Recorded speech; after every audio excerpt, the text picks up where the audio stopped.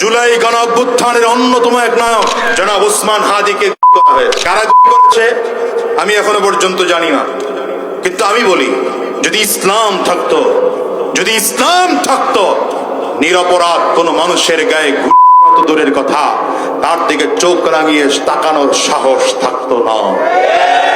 তোমার কথা বলেন না কেন? কারণ ইসলাম যদি দেশে থাকতো তাহলে যাকে অন্যায়ভাবে গুলি হয়েছে তাকেও সেইভাবে অন্যায়ভাবে ওভাবেই হতো। তো আমার দেশে যখন জুলাইয়ের আগে যা গেছে গেছে, 24-এর আগে, 24-এর পরে এসে দেখা গেল মা যত অপরাধ হয় এদেশে কোনো বিচার হয় না। দোকান দখল হয়, বিচার হয় না। বাড়ি দখল হয়, বিচার হয় না। আমার কথা বলেন না কেন? চাঁদাবাজি হয়, বিচার হয় না।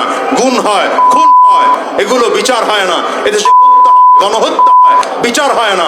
ওই হসপিটালের সামনে, মিডফোর্ড হসপিটালের সামনে পাথর মেরে নিক্ষেপ করে অসহায় মানুষদেরকে ধ্বংস করে দেওয়া হয়, জীবন শেষ করে দেওয়া হয়, বিচার হয় না। এই জন্য আজকে ওসমান হাদিকে তারা করার সাহস পেয়েছে। যদি এক হত্যার বিচার হতো আমার বাংলাদেশে দ্বিতীয় অপরাধ কেউ করার সাহস পেত না। ঠিক কিনা? আজ করেছেন না? ওলামায়ে কেরামদের কাছে দাও দেশ, ওলামায়ে কেরামদের কাছে দাও। আমি কোন দলের কথা বলছি না। এখন পর্যন্ত কোন দলের নাম নিছি? কোন ব্যক্তির ভোট দিতে বলেছি? ইসলামের পক্ষে থাকতে বলেছি। আপনারা ইসলামের পক্ষে না বিরুদ্ধে? পক্ষের আওয়াজ এত আসতে না। পক্ষে না বিরুদ্ধে? কোরআনের পক্ষে না বিরুদ্ধে? দ্বীনের পক্ষে না বিরুদ্ধে?